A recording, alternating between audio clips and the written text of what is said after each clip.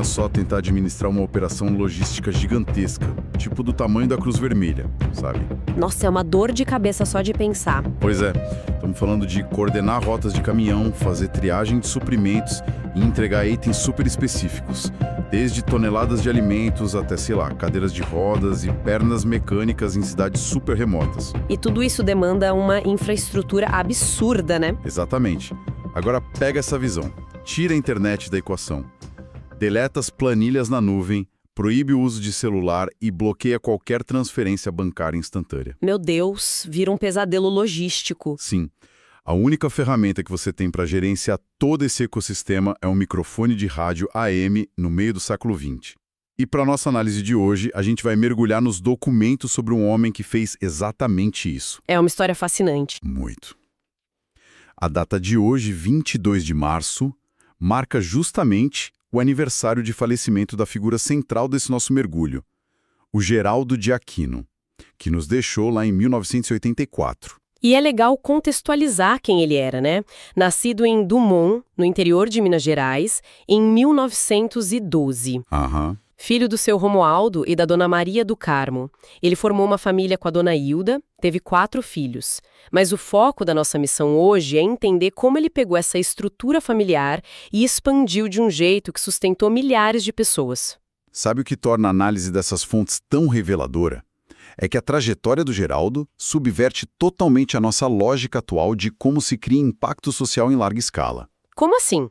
É que, hoje em dia, a gente tende a achar que, para ter um alcance nacional, você precisa de uma infraestrutura corporativa gigante primeiro, sabe? Uma mega ONG. Ah, sim. Com conselho, diretoria e marketing. Isso. Mas o que a gente vê nesses documentos é a construção de uma credibilidade tão absurda, tão inquebrável, que a própria voz dele se tornou a infraestrutura. Nossa, isso é muito forte. A voz como infraestrutura. Pois é, ele usava as ondas do rádio não só para transmitir ideias ou mensagens bonitas. Ele usava para movimentar recursos físicos reais, através de uma burocracia governamental terrível e de crises econômicas severas. E para desvendar como ele operava essa máquina de comunicação, a gente precisa olhar para o ponto de partida, porque, claro, o comunicador de massas não nasceu pronto, né? Definitivamente não. Os documentos apontam um evento catalisador muito específico em 1939. Até aquele momento, o Geraldo era um católico praticante bem tradicional. E, de repente, a vida dele dá um cavalo de pau. Exato. De forma totalmente abrupta, começam a rolar uns fenômenos mediúnicos dentro da própria casa dele, no seio familiar mesmo.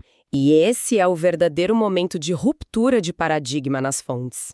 Os relatos mostram que ele se viu lidando com aparições, ruídos físicos que não tinham explicação. Coisas que desafiavam toda a visão de mundo que ele tinha, né? Totalmente. E, a resposta padrão da maioria das pessoas para o desconhecido é o medo ou a negação. Mas a diferença na postura do Geraldo, que é super documentada, é a investigação empírica. Ele foi atrás de entender. Isso, ele não escondeu o fenômeno debaixo do tapete. Ele foi buscar um sistema que explicasse a mecânica do que estava acontecendo bem ali na sala de estar dele. Pensando nessa transição, eu até descarto aquela ideia romântica de que ele encontrou, sei lá, uma porta secreta para um mundo novo. Aham, não foi um passe de mágica. Lendo pelo viés da comunicação, me parece muito mais que ele passou a vida toda ouvindo uma única estação de rádio e, de repente, girou o dial e sintonizou numa frequência nova. Excelente analogia. O sinal estava lá, ele só ajustou o receptor. E o que me chama a atenção é onde ele vai buscar esse ajuste. Porque ele não procura grandes salões intelectuais ou acadêmicos para entender isso. Não, ele vai para um lugar bem simples. Exato. Ele vai lá no Centro Espírita Antônio de Pádua, na Penha, que os textos descrevem puramente como humilde e formado por trabalhadores sinceros. Como é que essa decisão de buscar respostas na base da pirâmide moldou o jeito deles comunicar no futuro? Olha, essa escolha definiu o código-fonte da linguagem dele. Porque ao se inserir num ambiente operário, muito focado na resolução de problemas práticos e em acolher quem estava marginalizado, ele aprendeu a não elitizar a informação. Tá, ele falava a língua do povo. Mais que isso, o conhecimento ali não era debatido por esporte, sabe? Era um conhecimento aplicado para aliviar o sofrimento imediato das pessoas. É uma pegada muito mais utilitária da informação. Exatamente. E a dedicação dele a essa lógica foi tão intensa que ele passou a frequentar a Liga Espírita do Brasil e, em muito pouco tempo, já foi eleito primeiro secretário. Caramba, rápido assim. Muito rápido. Foi essa postura de ser um trabalhador braçal da informação que abriu as portas para o encontro que iniciou de fato a carreira dele na comunicação. Ah, o famoso convite do João Pinto de Souza. Precisamente. O João Pinto de Souza sacou essa capacidade incrível do Geraldo de traduzir conceitos super complexos para o homem comum. E aí chamou ele para o programa Hora Espiritualista. E dali pra frente foi um caminho sem volta, né? Sem volta. As fontes dizem que a partir desse dia ele nunca mais largou os microfones. Mas a estratégia dele não ficou só no áudio. Ele foi pra mídia impressa também. Sim, simultaneamente. Ele conheceu o Álvaro Brandão da Rocha, que era diretor do jornal A Vanguarda, e começou a escrever colunas. Daí a pouco ele já estava na Revista Espírita do Brasil. E cruzando fronteiras, né? Porque os documentos citam publicações dele na Argentina, na revista Constância, e até em Portugal, na Estudos Psíquicos. Exato. Isso deu uma base teórica e um alcance gigantesco para ele. Ele acha a voz no rádio e lapida o argumento no jornal. Mas o que a gente precisa focar aqui nessa nossa análise é a logística. Porque é isso que separa o Geraldo de outros comunicadores da época. É aí que o negócio fica impressionante. Pois é, ele percebe que aquelas frequências de rádio, batendo nos aparelhos, nas salas de milhares de pessoas, podiam transportar muito mais do que palavras de conforto. Podiam transportar comida, roupa, remédios. Exatamente. Operavam como uma esteira rolante de alívio material. E a lista de emissoras que ele dominou é surreal. Rádio Clube, Tamoio, Tupi, Mundial, Mauá, Quitandinha e Copacabana. Ele era onipresente no dial carioca. E com programas de massa, tipo Luz na Penumbra e Meditação e Evocação da Ave Maria. E é bom frisar que esses programas não eram só entretenimento reflexivo para acalmar o ouvinte antes de dormir. Não. Não, eles funcionavam como o sistema nervoso central de uma imensa rede de distribuição. Em vez de só ler mensagens bonitas, o Geraldo usava aquela audiência cativa para mapear onde estava a carência e convocar os recursos. Mas peraí, a gente precisa dissecar o como isso funcionava na prática. Porque os textos detalham a criação da Caravana da Fraternidade. Sim, a famosa caravana. E essa caravana ia fisicamente até a Zona da Mata, em Minas, entrava em hospital, visitava presídio, e não era só cesta básica. A fonte menciona a entrega de cadeiras de rodas e pernas mecânicas. É um nível de personalização absurdo. Demais! Como é que alguém gerencia a doação, a triagem, o transporte e a entrega de um equipamento médico tão customizado como uma perna mecânica usando só uma transmissão de rádio AM? A sacada genial dele foi a descentralização. A mecânica dependia de uma rede gigantesca de ouvintes voluntários que atuavam como pontos de coleta e entrega. Tá, mas como era o fluxo da informação? Era assim. Um ouvinte mandava uma carta relatando que alguém no interior de Minas precisava de uma cadeira de rodas específica. A equipe do Geraldo fazia a triagem dessa carta. Aí, durante o programa, no ar, ele expunha esse caso exato.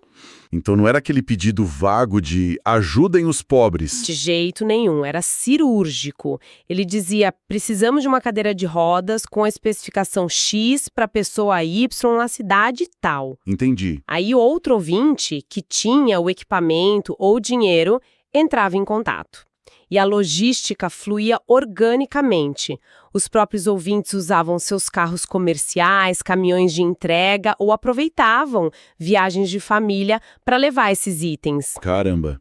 O rádio funcionava basicamente como um algoritmo de match perfeito entre quem estava em extrema necessidade e quem queria doar. Exatamente.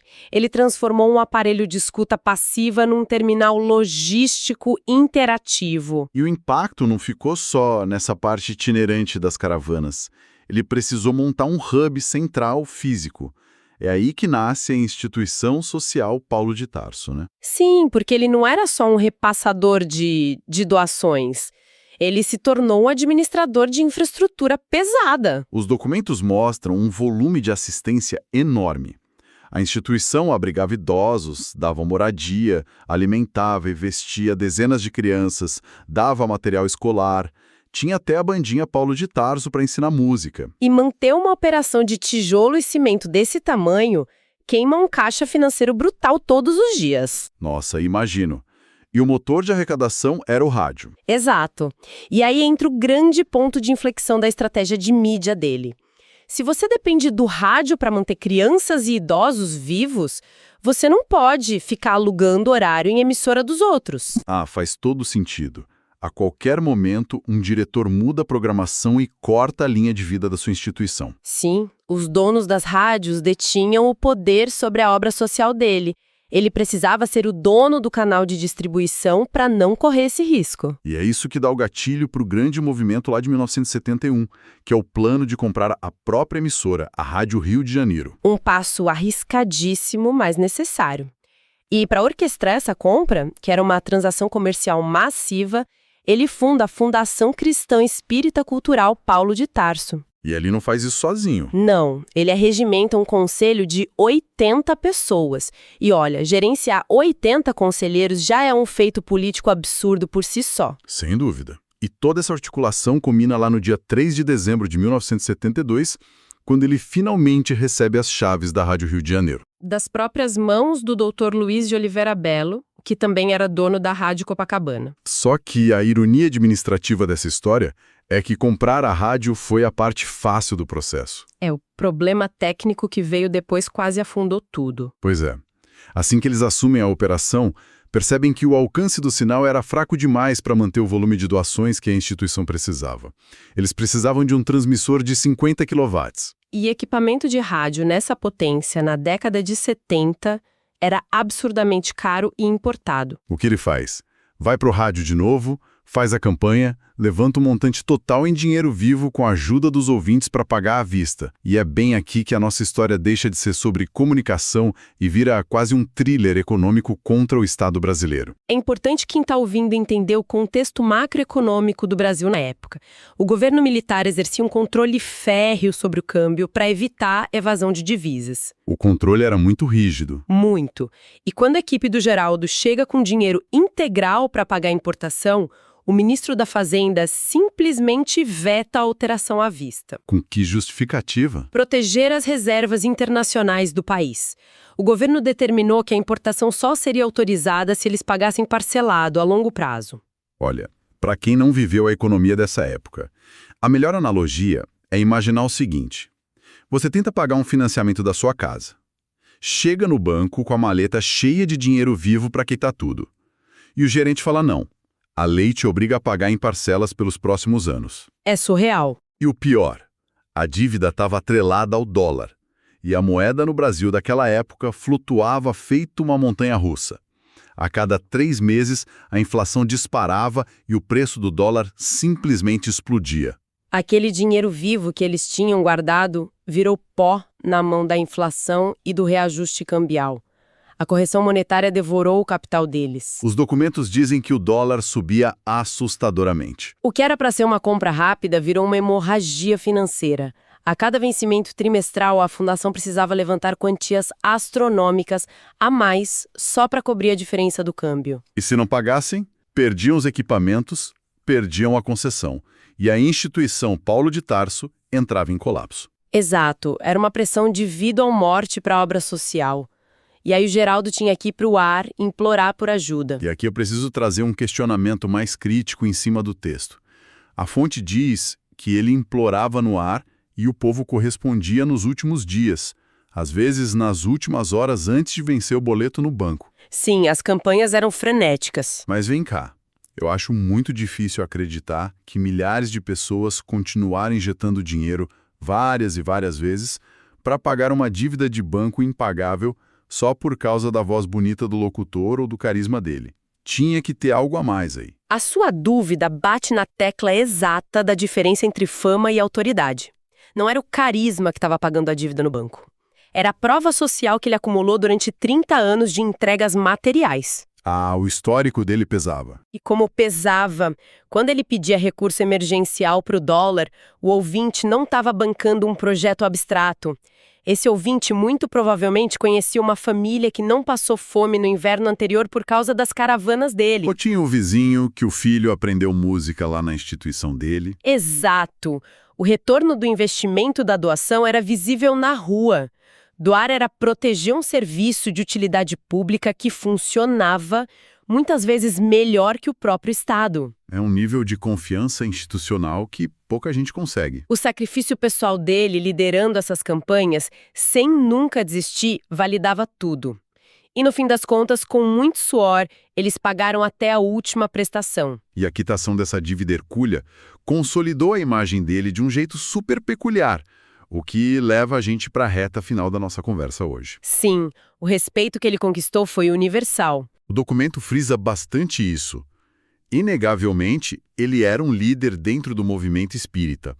Estava lá nos congressos, nas semanas espíritas, e a própria fundação levava o termo espírita no nome. Mas a atuação dele transcendeu a bolha, né? Completamente. A fome não tem religião. Exatamente. O assistencialismo dele focava na necessidade humana pura e simples. Não interessava o credo de quem recebia a marmita ou a cadeira de rodas. E ao fazer isso numa escala industrial, ele quebrou um monte de preconceitos da época.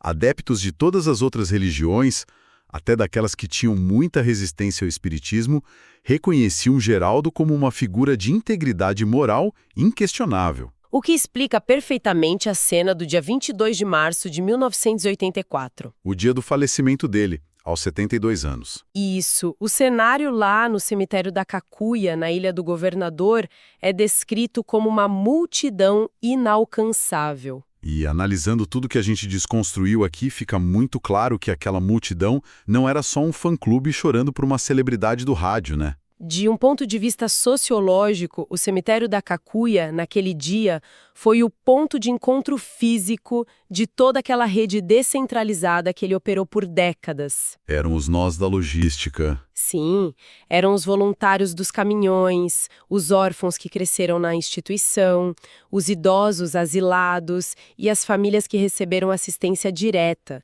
A multidão era a materialização da infraestrutura de caridade que ele construiu com a própria voz. As pessoas chamavam ele de bondoso companheiro não por simpatia, mas por uma gratidão profunda por terem a realidade alterada pela ação prática dele. Uma vida de abnegação verdadeira.